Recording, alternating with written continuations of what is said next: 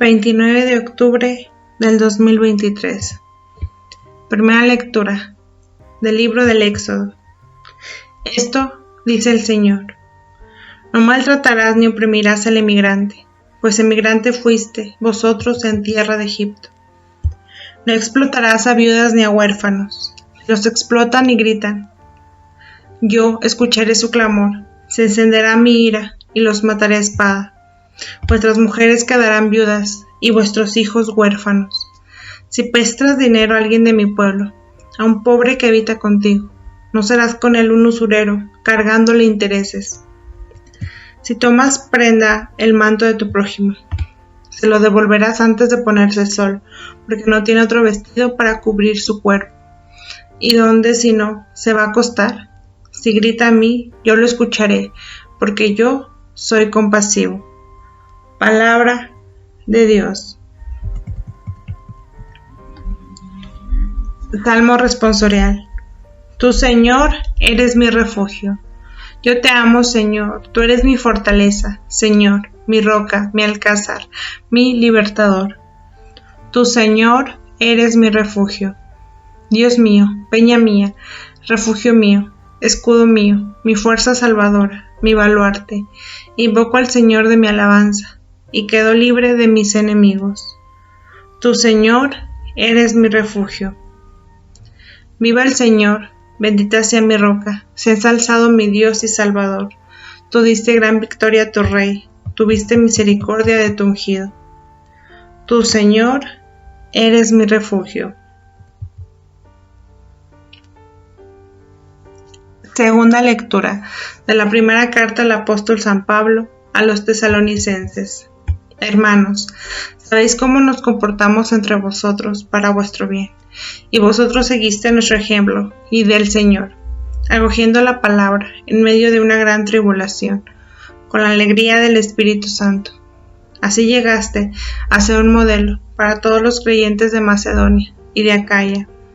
No solo ha resonado la palabra del Señor en Macedonia y en Acaya desde vuestra comunidad, sino que además vuestra fe en Dios se ha difundido por doquier, de modo que nosotros no teníamos necesidad de explicar nada, ya que ellos mismos cuentan los detalles de la visita que les hicimos cuando los convertiste a Dios, abandonando a los ídolos para servir al Dios vivo y verdadero, y vivir aguardando a la vuelta de su Hijo, Jesús desde el cielo, a quien ha resucitado de entre los muertos, y que nos libra del castigo futuro.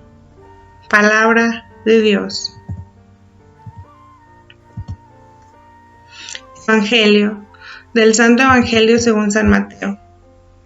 En aquel tiempo, los fariseos, al oír que Jesús había hecho callar a los saduceos, se reunieron en un lugar, y uno de ellos, un doctor de la ley, le preguntó para ponerlo a prueba: Maestro, ¿cuál es el mandamiento principal de la ley? Él le dijo: amarás al Señor tu Dios con todo tu corazón, con toda tu alma, con toda tu mente.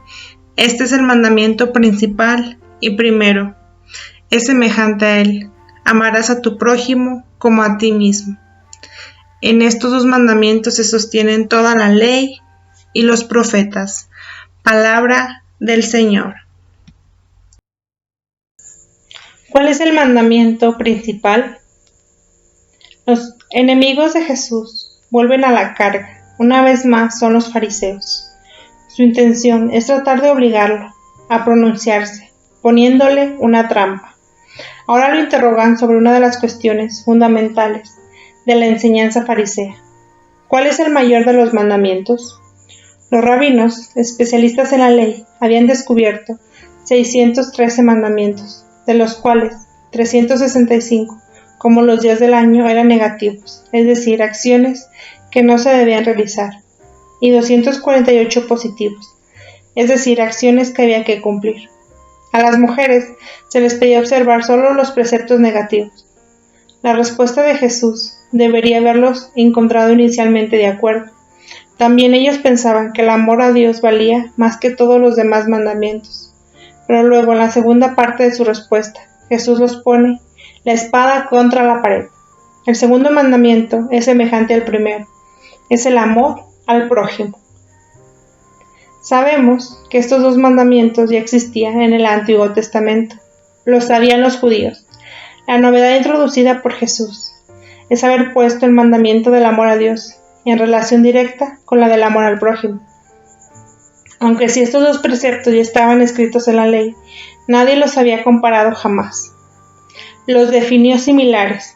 La polémica antifarisíaca de Mateo se apoya sobre este punto, sobre el amor de Dios a los fariseos.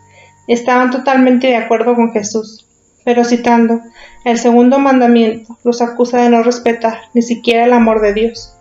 Los dos mandamientos se complementan. No hay verdadero amor a Dios, sino hay amor al prójimo.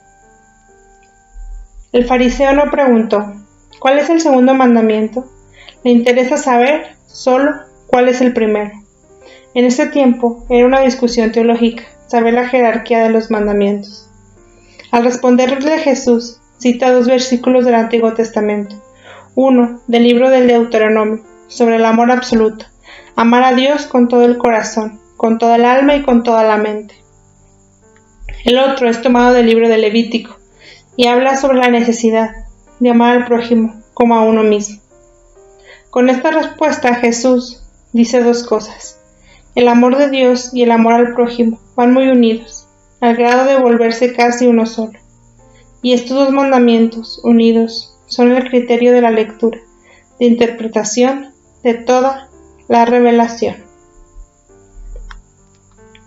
La novedad de las palabras de Jesús no reside en el contenido, sino en revelar la unidad de los dos mandamientos, como un único gran mandamiento del que dependen todas las normas. Dice claramente, de estos dos mandamientos dependen toda la ley de los profetas. Dice el Papa Francisco, en resumen, donde está Dios, también debe estar el hombre. La Sagrada Escritura es categórica. Nosotros amemos porque Él nos amó primero. Él siempre va antes que nosotros. Él nos espera siempre porque nos ama primero, nos mira primero, nos entiende primero. Si tú rezas muchos rosarios al día, pero luego chismorreas sobre los otros y después tienes rencor dentro, tienes odio contra otros, esto es puro artificio, no es verdad. Y hemos recibido de Él este mandamiento: quien ama a Dios, ame también a su hermano. La Escritura admite el caso de una persona que incluso buscando sinceramente a Dios, nunca logra encontrarlo, pero afirma también que las lágrimas de los pobres no se pueden negar nunca. Su pena debe encontrar a Dios. Dios no sostiene el ateísmo de quien niega la imagen divina que está impresa en todo ser humano. Ese ateísmo de todos los días. Yo creo en Dios, pero con los otros mantengo la distancia y me permito odiar a los otros. Esto es el ateísmo práctico. En el libro del Éxodo se describe cómo concretar el amor al prójimo. Quien ama debe prestar atención al huérfano, a la viuda, al extranjero. Ellos son las categorías de personas que en el Antiguo Testamento representan a quienes no tenían ninguna protección.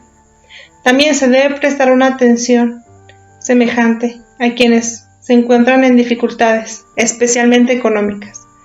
De hecho, la usura está prohibida y se subraya el respeto a quien deja su manto en prenda, sinónimo de vida en la tradición judía. San Pablo, en la carta a los tesalonicenses, alaba a los cristianos de esta comunidad, porque su ejemplo constituye un formidable medio para difundir la fe en Jesús. Son ejemplo vivo de una comunidad creyente, que vale más que muchas palabras. Pablo nos invita no solo a amar, sino también a ser ejemplos concretos en los ambientes en los que vivamos este amor.